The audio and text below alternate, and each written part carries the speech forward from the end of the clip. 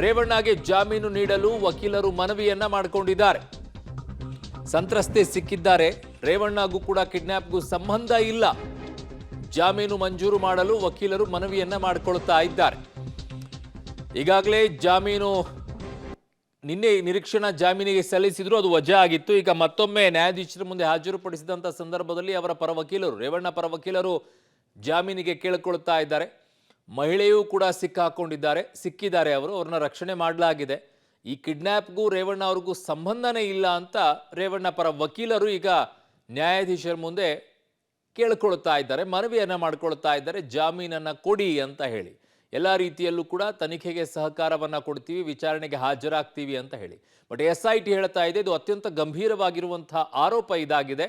ಹಾಗಾಗಿ ಯಾವುದೇ ಕಾರಣಕ್ಕೂ ಕೂಡ ಇಲ್ಲಿ ಜಾಮೀನನ್ನ ನೀಡಬಾರದು.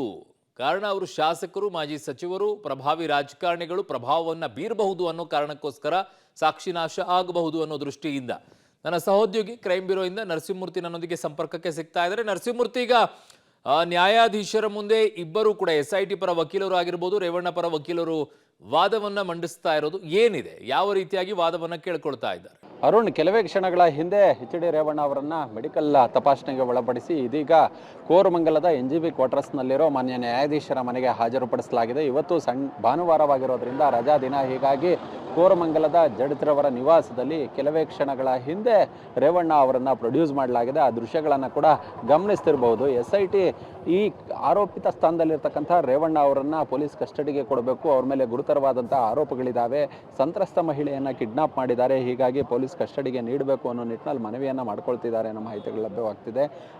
ಅದರ ಜೊತೆಗೆ ರೇವಣ್ಣ ಪರ ವಕೀಲರು ಇದಕ್ಕೆ ಆಕ್ಷೇಪವನ್ನು ಸಹ ವ್ಯಕ್ತಪಡಿಸ್ತಿದ್ದಾರೆ. ಈಗಾಗಲೇ ಸಂತ್ರಸ್ತ ಮಹಿಳೆ ಸಿಕ್ಕಿದ್ದಾರೆ. ಸಂತ್ರಸ್ತ ಮಹಿಳೆಯನ್ನು ನಿನ್ನೆಯೇ SIT ಪತ್ತೆ ಮಾಡಿದೆ. ಹೀಗಾಗಿ ಈ ಒಂದು ಕಿಡ್ನಾಪ್ ಕೇಸ್ಗೂ ರೇವಣ್ಣ ಅವ್ರಿಗೂ ಸಂಬಂಧವಿಲ್ಲ, ಅವರ ಹೆಸರನ್ನು ಹಾಳು ಮಾಡಬೇಕು ಅಂತೇಳಿ ದುರುದ್ದೇಶಪೂರ್ವಕವಾಗಿ ಈ ರೀತಿಯಾದಂತಹ ಒಂದು FIR ಅನ್ನು ದಾಖಲು ಮಾಡಲಾಗಿದೆ. ಹೀಗಾಗಿ ನಮ್ಮ ಕಕ್ಷಿದಾರರಿಗೆ ಜಾಮೀನನ್ನು ಮಂಜೂರು ಮಾಡಬೇಕು, ಒಂದು ನ್ಯಾಯಾಂಗ ಬಂಧನವಾಗಲಿ ಅಥವಾ ಪೊಲೀಸ್ ಕಸ್ಟಡಿ ಆಗಲಿ ಕೊಡಬಾರ್ದು ಅನ್ನೋ ನಿಟ್ಟಿನಲ್ಲಿ ರೇವಣ್ಣ ಪರ ವಕೀಲರು ಕೂಡ ಮೂರ್ತಿ ಡಿ ನಾಯಕರವರು ನ್ಯಾಯಾಧೀಶರ ಮುಂದೆ ಮನವಿಯನ್ನು ಮಾಡ್ಕೊಳ್ತಿದ್ದಾರೆ. ಅದನ್ನು ಕೂಡ ನಾವು ಗಮನಿಸ್ತಿದ್ದೀವಿ. ಇನ್ನೇನು ಇಬ್ಬರ ವಾದ ಮತ್ತು ಪ್ರತಿವಾದವನ್ನು ಮನೆ ನ್ಯಾಯಾಧೀಶರು ಆಲಿಸ್ತಿದ್ದಾರೆ.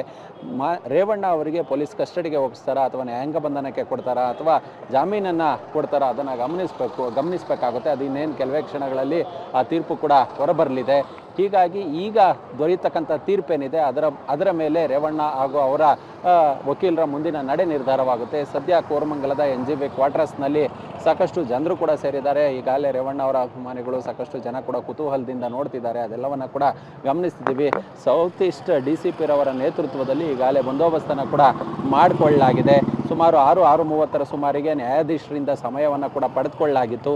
ಇಲ್ಲಿಗೆ ನ್ಯಾಯಾಧೀಶರ ಮನೆಗೆ ಹಾಜರುಪಡಿಸೋದಾಗಿ ನ್ಯಾಯಾಧೀಶರ ಸಮಯವನ್ನು ಪಡೆದುಕೊಂಡ ಬಳಿಕ ಒಂದು ಅವರ ಮೆಡಿಕಲ್ ಟೆಸ್ಟನ್ನು ಸಂಪೂರ್ಣಗೊಳಿಸಿ ಇದೀಗ ನೇರವಾಗಿ ನ್ಯಾಯಾಧೀಶರ ಮನೆಗೆ ಕರೆತರಲಾಗಿದೆ. ನ್ಯಾಯಾಧೀಶರ ಮನೆಗೆ ಕರೆತಂದು ಇದೀಗ ವಾದ ಪ್ರತಿವಾದಗಳು ನಡೀತಿದ್ದಾವೆ. ಇವತ್ತು ಭಾನುವಾರ, ಹೀಗಾಗಿ ಓಪನ್ ಕೋರ್ಟ್ನಲ್ಲಿ ಪ್ರೊಡ್ಯೂಸ್ ಮಾಡೋದಕ್ಕಾಗಿಲ್ಲ. ಹೀಗಾಗಿ ನ್ಯಾಯಾಧೀಶರ ಮುಂದೆ ನ್ಯಾಯಾಧೀಶರ ಮನೆಯಲ್ಲಿ ಹಾಜರುಪಡಿಸುವ ಕೆಲಸವನ್ನು ಅಧಿಕಾರಿಗಳು SIT ಅಧಿಕಾರಿಗಳು ಮಾಡಿದ್ದಾರೆ. ಅವರು ನರಸಿಂಹಮೂರ್ತಿ, ನಿಮ್ಮೆಲ್ಲ ಮಾಹಿತಿಗೆ ಧನ್ಯವಾದಗಳು.